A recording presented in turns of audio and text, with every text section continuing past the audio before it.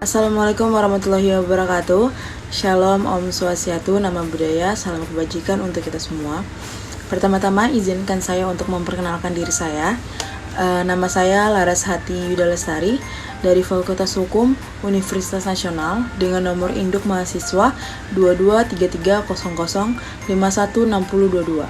Di sini tujuan saya untuk membuat video yaitu guna memenuhi tugas 2 dari mata kuliah Hukum Internasional yang dimana dosen pengampunya yaitu Bapak Ogianda Hafiz Juanda, SH, LLM, CLA, CPARB, CML, CME, CMLC. Maka dari itu izinkan saya untuk memaparkan mengenai seputar hukum internasional. Pengertian hukum internasional dan tujuan hukum internasional. Lalu apa yang dimaksud dengan hukum internasional? Hukum internasional itu merujuk kepada seperangkat aturan dan prinsip yang mengatur hubungan antar negara-negara di dunia. Nah, ini itu mencangkup aturan-aturan yang dibuat melalui perjanjian internasional, kebiasaan, prinsip-prinsip umum yang diterima oleh masyarakat internasional, serta putusan lembaga-lembaga internasional. Hukum internasional ini juga mencangkup berbagai bidang seperti hukum perdamaian dan keamanan, terus hak asasi manusia, perdagangan internasional, lingkungan, dan penyelesaian sengketa antar negara. Tujuan utamanya itu adalah untuk memfasilitasi kerjasama antara negara, terus mencegah konflik, dan menegakkan standar perilaku yang dapat diterima oleh masyarakat internasional secara umum. Definisi menurut ahli. Lalu ada pengertian dari menurut para ahli yaitu Jawahir Tontowi. Dia itu memberikan usulan mengenai ruang lingkup internasional.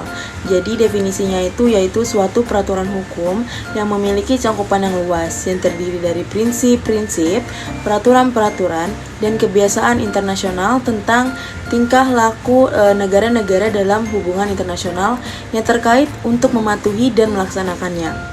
Selain itu juga hukum internasional itu mencangkup peraturan-peraturan hukum tentu terkait dengan individu-individu dengan subjek hukum yang non-negara atau non-state actor dan aktor negara baru atau yang bisa disebut dengan new state actor.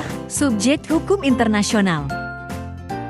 Ada juga subjek hukum internasional yaitu ada terdiri dari yang pertama ada negara, kedua individu, 3. Tata Suci atau Vatikan, keempat Palang Merah Internasional, kelima ada organisasi internasional, yang keenam ada kaum pemberontak, ketujuh ada organisasi non-pemerintah, yang kedelapan ada perusahaan multinasional.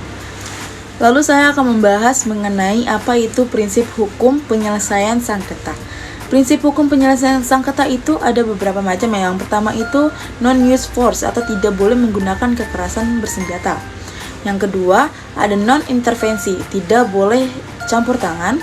Yang keempat, ada courtesy atau saling menghormati atau resiprositas, yaitu timbal balik. Yang kelima, ada etika dalam hubungan etika baik dalam hubungan internasional.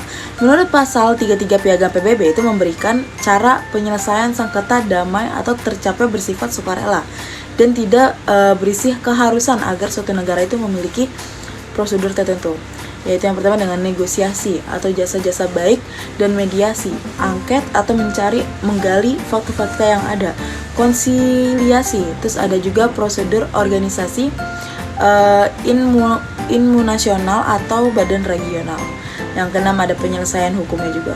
Lalu menurut pasal 24 ayat 1 Piagam PBB, yaitu Dewan Keamanan itu memiliki tanggung jawab untuk memelihara perdamaian dan keamanan internasional.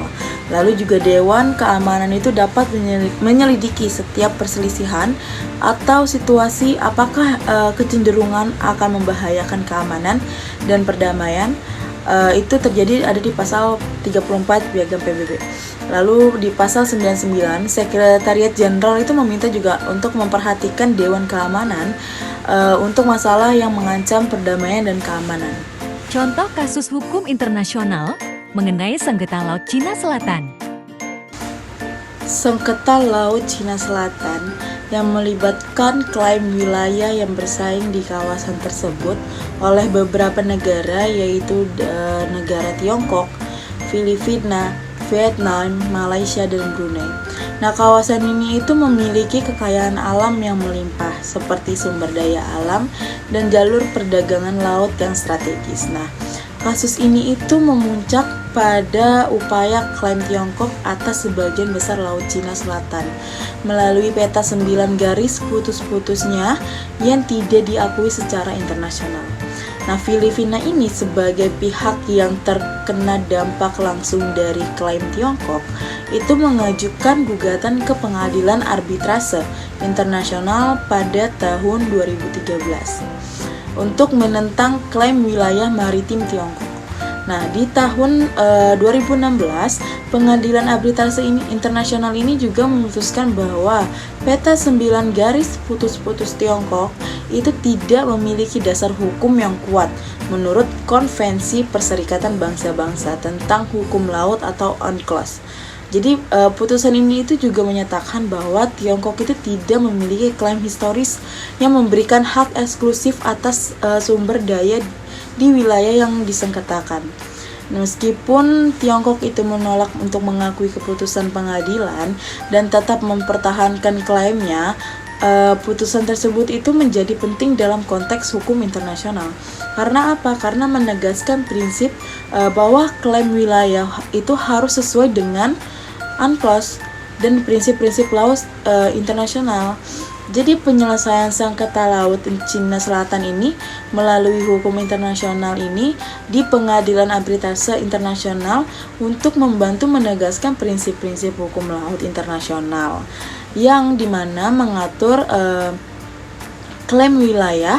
Dan meskipun belum menyelesaikan sepenuhnya sengketa tersebut, putusan tersebut juga menjadi landasan penting bagi untuk dalam memperjuangkan keadilan dan keteraturan dalam menggunakan klaim wilayah maritim tersebut.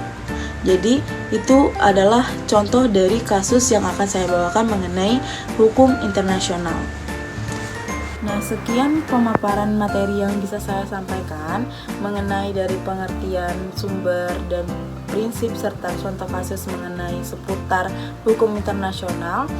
Semoga materi yang saya sampaikan ini dapat bermanfaat untuk orang banyak, dan kurang lebihnya saya mohon maaf, dan terima kasih juga kepada Bapak Ogianda Hafiz Juanda telah memberikan kesempatan kepada saya untuk memenuhi tugas 2 mata kuliah hukum internasional. Sekian dari saya. Wassalamualaikum warahmatullahi wabarakatuh.